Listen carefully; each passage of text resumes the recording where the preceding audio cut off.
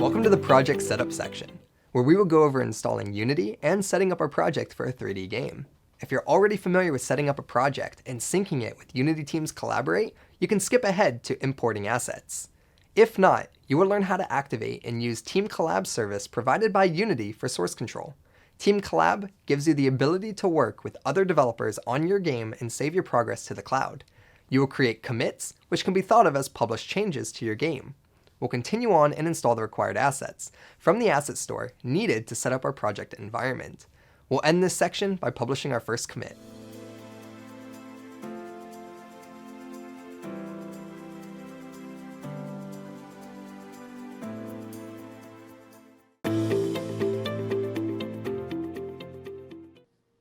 In this video, we're going to set up our project. When Unity has finished installing, go ahead and select Finish.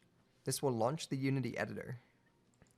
When Unity opens, you'll go ahead and sign in using your Unity ID that you set up on unity.com. So for me, I'll enter in my email here,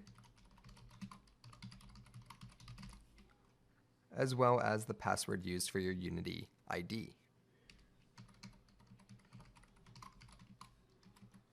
When you're ready, select Sign In.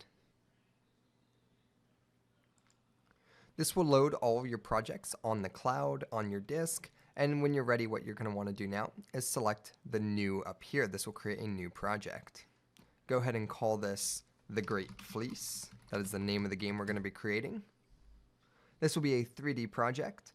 Enable analytics, we can turn that off, and you can choose a location to save this. So for me, I'm going to go ahead and choose Udemy Desktop / Great Fleece. Select Create Project, and this will go ahead and compile a project in Unity. When that's finished, Unity will pop up and you'll be placed in a blank project. In the next video, we're going to set up Unity Teams Collaborate, followed by importing the course assets from the Unity Asset Store. I'll see you then.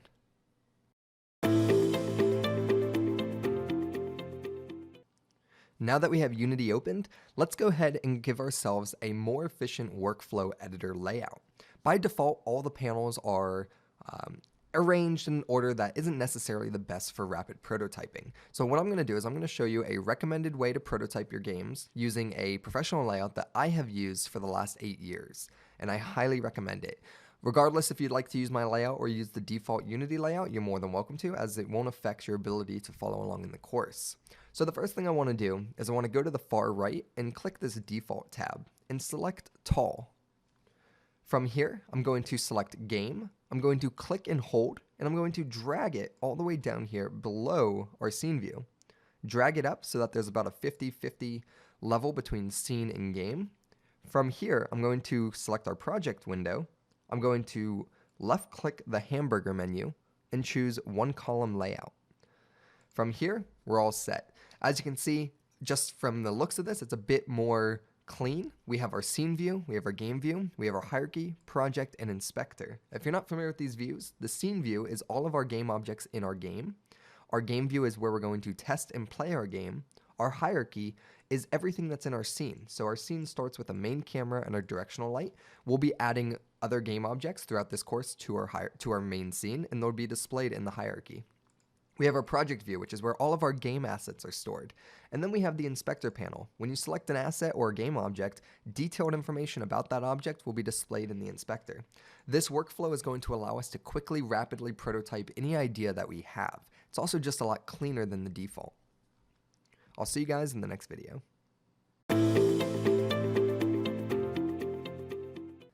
In this video, we're going to install the latest course assets, the Great Fleece. What we need to do is we need to open up the Unity Asset Store directly in the editor. If it's not open for you already, you can select Window, Asset Store, and it will place the Asset Store next to the scene view, and you can toggle between these two. From the Asset Store, go ahead and type in the Great Fleece. Hit Enter, and it will take you to the asset pack that was created specifically for this course. It's called the Great Fleece. Credits are at the bottom. You'll be able to see pictures of the game. There will be videos of the game. And overall, you can gain information about what you'll be creating. When you're ready, select Download, agree to the license, And if anyone has any questions about the license, you are capable or you are eligible to use these course assets for whatever you'd like. You can use them commercially or for personal use. These were designed specifically for you. So once this is finished downloading, we're going to then import this into our project. Currently it's at 99% decrypting packages. And when it's at 100%, it will then change to import. So here we go, importing complete project. Select import, and this will take several minutes to import all of the assets. Now when that's finished, you'll have in Unity an import Unity package display will pop up here. Go ahead and make sure everything is selected and select import. This will take several minutes and it will import everything into your project view. When that's finished, I'll see you in the next video where we'll go over what we're going to be creating and the assets provided.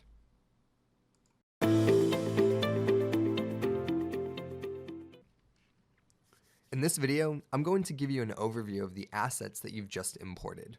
So currently what you should have is a blank project with a folder called The Great Fleece. This is our project name called The Great Fleece. In here you'll find 3 folders: Cinemachine, Game, and Post-Processing. If you're familiar with my first course, we covered post-processing. Post-processing allows you to quickly turn your title into a AAA quality game by using things like ambient occlusion, color saturation, and just pretty much controlling the feel of your game very quickly by adding what's known as post-processing effects. This Cinemachine folder. So this course focuses on 3 major concepts. We are going to be focusing on environment and lighting. We're going to be focusing on timeline and Cinemachine, and we're going to be focusing on more coding, introducing more intermediate topics. So throughout this, we'll be working with something called timeline and Cinemachine. Timeline is basically an animation track that is just a sequence of events, and Cinemachine is your camera or your director. So in a movie, you have your cameraman and guy who's doing all the shoots. That's where Cinemachine comes in. Cinemachine plays the role of the camera. Timeline plays a role of the activation tracks or the animation track. All right, let's take a look at our game here. So inside our game folder, and just FYI, you don't have to touch anything in here. These were just downloaded directly from the asset store. I just provided them for you. This Cinemachine asset came from the asset store, and this post-processing came from the asset store. So hop into our game folder, and you'll see here that we have several folders. Inside scenes, we have 2 paths. We have a learning path, which is going to cover lighting and environment, and then we have our main scene, which is actually where you're going to start building this entire project out. If you double-click the main scene, you will be able to actually load up this level, and it's already complete and finished for you. You can see it here in my game view. This is a complete level that is ready to go for you, and we're going to dive in. We'll be creating everything from scratch in this environment. If you want to learn how this environment was created, we have these learning scenes. So we have an environment start where we're going to talk about and demonstrate how we piece together that scene. So that will be in the next section. But when you're ready to start your game in section 4, you'll be ready to go using the main scene. So I'm just going to hop back in there real quickly. Okay, so inside, go ahead and close our scenes. We have animations. So animations, everything has been done for you. We've created all of the character art, all the 3D models, all the animations. We're just giving them to you, and as a game developer, you are responsible for taking animations from an artist and applying them to the game. So inside here we have 2 characters. We have Darren and we have a guard. And within each of their folders, they have their respected animations, which we'll be using throughout the game.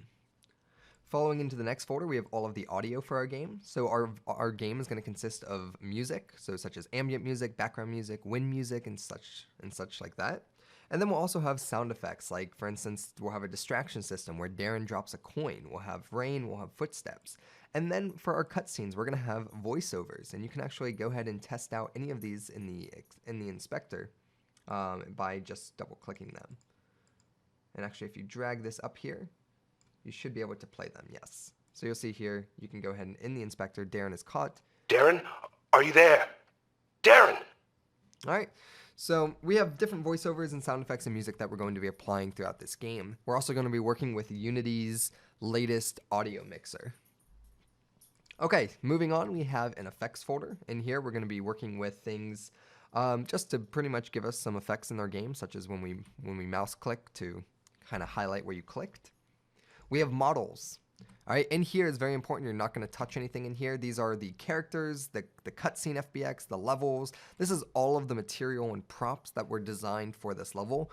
Highly recommended you don't touch anything in here, as you will mess up the materials and textures and your scene will be pretty much broken.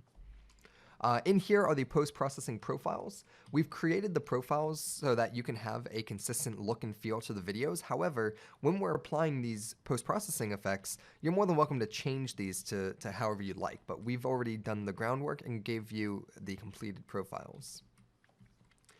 We have a prefabs folder that consists of the prefabs that we're going to be working with in this game. So inside cutscenes, we've created the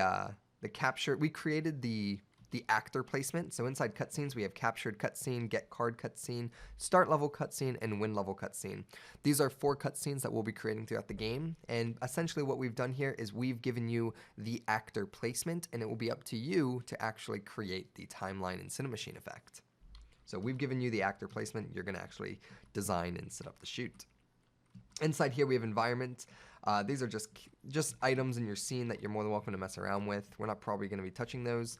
But then we have some things like a camera cone, which we'll be using for our security systems. We have a coin that we're going to be tossing, and we have a flashlight that we're going to set up our security guards with. If you go down, you have a skybox. So you can see here behind the glass in our scene, we are using a skybox of New York City in the background, and that was created using these cube maps, which, if you're interested in section 4, during the learning path, we'll show you how we create that from scratch. And then we have a bunch of sprites for our main menu and anything else that's going to be displayed on the screen.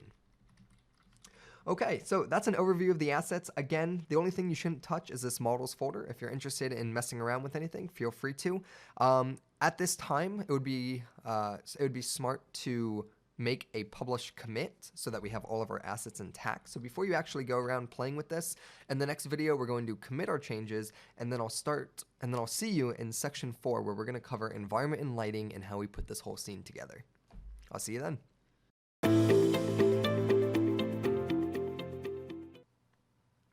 Okay, now that we have our project in our game, before we go ahead and make any changes, let's make our first initial commit using Unity Team Services Collaborate. So in the install section, we set up our project organization. And to set up Collaborate and make our first initial commit, it's very easy. We can do it directly here in the editor. So in our inspector here, let's go to Window, and let's go to Services. This will open up a tab next to the inspector that you can toggle between. And from here, we're going to select an organization that we want to work with. So for me, I created a new organization called my first company. I'm going to be using my John's Awesome Game Company for this. So when you're ready, and actually that's creating a unique project ID. So go ahead and now create. And what we're going to do is go to Collaborate, and we're going to turn it on. This is going to compile a new project for us. And what it's going to do is it's going to create a project called The Great Fleece under that organization. And we're going to create our first initial commit together. Okay. When that is finished, you'll see here that the Great Fleece project has a little blue asterisk on it. That means that it's due for a commit. So what you want to do here is in the top here, you'll see Collaborate with a blue arrow. That means you're ready to push changes or publish your changes. Drop that down, and let's go ahead and create our initial commit. Just go ahead and type in a comment. This is going to be our initial commit. And what the idea here is that after every section you complete or every feature you complete, you always want to be able to commit. We're doing an initial commit here so that after section 4, where you're messing around with the materials and lighting and environment, you can revert back to this project and open up the main scene and be ready to go. When you're ready, select Publish Now, and this will push this project to the cloud and saved under your organization so that whenever you need to, you can revert back to this change. When this is finished uploading, I'll show you how you can revert back to it so that if you make a change you're not happy with, you can always go back to your previous commit. When that is finished, you'll receive a notification that says you're up to date with this green check mark. Now, when you're going and making changes, you'll see here that there's no longer a blue asterisk, and it is a green check next to your collab up here. So if we went ahead and we made changes and we wanted to revert, we can always hop into our Services tab under Collaborate, and there's History. if you open the history panel, you'll be able to see all of your previous commits. And you'll see here that we can actually, 2 minutes ago, we created an initial commit. So we can actually restore or go back to. If I make a change here, such as create an empty object, you'll see here, and if I save my scene, there's going to be changes. And what I can actually do now is I can just restore to my previous commit, and I'll be set to go during that process.